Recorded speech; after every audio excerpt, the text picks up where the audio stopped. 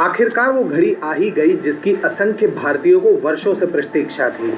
अत्याधुनिक Rafale fighter jet की पहली आधिकारिक खेप अंबाला एयरबेस पर आ चुकी है और वह जल्द ही सेवा में उपस्थित होगी। इसी उपलक्ष्य में पीएम मोदी ने राफेल फाइटर जेट्स का स्वागत करते हुए ट्वीट किया, राष्ट्र रक्षासम पुण्यम, राष्ट्र रक्षासम व्रतम, राष्ट्र रक्षासम यज्ञो, धृष्टो नैवच नभः स्पृशम दीप्तम स्वागतम। परंतु कुछ लोग ऐसे भी थे जिन्हें अब भी इस बात पर यकीन नहीं हो रहा है कि राफेल फाइटर जेट्स भारत में आधिकारिक रूप से आ गए हैं। इस बिरादरी ने राफेल जेट्स की डिलीवरी को रोकने के लिए ना जाने कैसे कैसे हथकंडे अपनाए, यहां तक कि सेना और सुप्रीम कोर्ट की विश्वसनीयता पर भी सवाल उठाए। लेकिन अब जब राफेल जेट्स आ चुके हैं तो यही लोग अब किसी भी तरह राफेल के आने की खुशी से ध्यान हटाने के लिए एड़ी चोटी का जोर लगा रहे हैं। उदाहरण के लिए कांग्रेस का ट्वीट थ्रेड देख लीजिए। पार्टी ने ट्वीट किया, भारतीय वायुसेना को राफेल जेट्स के लिए बधाई।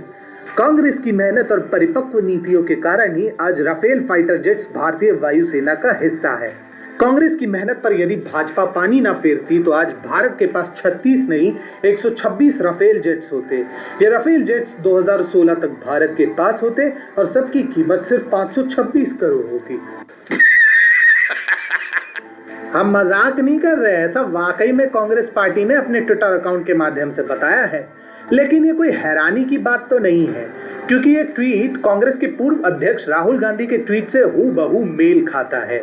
जनाब ने ट्वीट किया था, राफेल मिलने पर बधाई, पर मेरे पास कुछ सवाल हैं। हर एयरक्राफ्ट 526 करोड़ के बजाय 1670 करोड़ रुपए के मूल्य की क्यों है? 126 एयरक्राफ्ट के बजाय केवल 36 एयरक्राफ्ट ही क्यों खरीदे गए? एक दिवालिया अनिल को इस प्रोजेक्ट की कमान क्यों सौंपी गई और एचएएल को क्यों नहीं? ऐसा तो पहले भी कहीं सुना है। मेरी एक टांग नकली है, मैं हॉकी का बहुत बड़ा खिलाड़ी था। एक दिन उदय भाई को मेरी किसी बात पर गुस्सा आ गया तो मेरी हॉकी स्टिक से मेरी टांग के 4 टुकड़े कर दिए। मतलब दुनिया चाहे सोलर पावर स्पेस शटल से अंतरिक्ष की सैर करने लगे, पर जनाब का रिकॉर्ड वहीं का वहीं अटका है। लेकिन राहुल गांधी अकेले ऐसे व्यक्ति नहीं है, उनके पार्टी में ऐसे विशेष नमूने भरे पड़े हैं। उदाहरण के लिए दिग्विजय सिंह के ट्वीट को ही देख लीजिए, जहां वे लिखते हैं, एक राफेल की कीमत कांग्रेस सरकार ने 746 रुपए तय की थी, लेकिन चौकीदार महोदय कई बार संसद में और संसद के बाहर भी मांग करने के बावजूद आज तक एक राफेल कितने में खरीदा है बताने से बच रहे हैं। क्यों?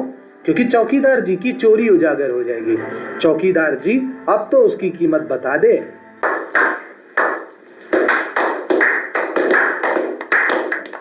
इसके बाद प्रारंभ होता है वामपंथियों के रुदन का वो सिलसिला जिसे देख आप भली भांति समझ सकते हैं कि राफेल के आने से उन्हें खुद कितनी पीड़ा हुई है। कांग्रेस द्वारा घोटाले के खोखले दावों को सिद्ध करने के लिए इन्होंने एड़ी चोटी का जोर लगाया था, लेकिन उनकी एक ना चली। अब वे चाहते हैं कि भारतवासी राफेल के आने की खुशियां ना मनाएं। शुरुआत तो की राजदीप सरदेसाई ने, जिन्होंने लिखा है, अच्छा हुआ राफेल भारत आ गया। वायुसेना को अच्छे एयरक्राफ्ट की आवश्यकता थी, पर क्या हम इसका बैंड बाजा बारात से स्वागत बंद कर सकते हैं? ये सिर्फ फाइटर प्लेन है, कोई वैक्सीन नहीं। अब बात भारत को नीचा दिखाने की हो और रोहिणी सिंह अपना हाथ ना बटाए, ऐसा हो सकता है क्या? मोहतरमा ने तुरंत एक ट्वीट करते हुए लिखा, हम अब ऐसे समय में रहने लगे हैं जहां शासन से ज्यादा उत्सव मायने रखते हैं। जली ना, तेरी भी जली ना। इसी बीच एनडीटीवी की पूर्व पत्रकार निधि राजदान ने भी राफेल मामले पर तंज कसते हुए ट्वीट किया, पेश है भारतीय मीडिया का ओवर द टॉप कवरेज। परंतु किसी को यदि सबसे ज्यादा तकलीफ हुई है तो वे हैं हमारे वन एंड ओनली पत्रकारिता के मसीहा, सच्चाई के प्रहरी, जनता के वफादार राजा रवीश कुमार। अपने प्राइम टाइम पर रवीश कुमार भावनाओं में ऐसा बह गए कि उनका व्यंग्य कम हास्य कवि सम्मेलन की धमाकेदार परफॉर्मेंस ज्यादा लग रही थी। रवीश कुमार के बयानों को सुनकर आप भी पेट पकड़ पकड़ हंसने जरूर लगेंगे।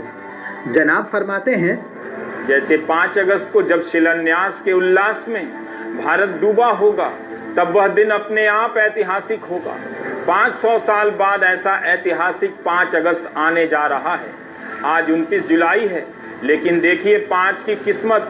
अंबाला में जिन रफाल विमानों का अवतरण हुआ, उनकी संख्या 5 है। यही वो तर्क प्रणाली है जिससे व्हाट्सएप यूनिवर्सिटी में पढ़ने वालों के दिन बन जाते हैं। काश 9 और 2 का जोड़ भी 5 होता तो और मजा आता।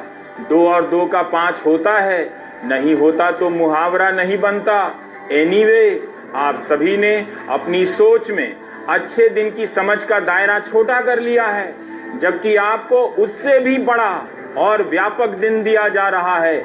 ऐतिहासिक दिन, हिस्टोरिक डे, वो दिन जिस दिन इतिहास बनता है।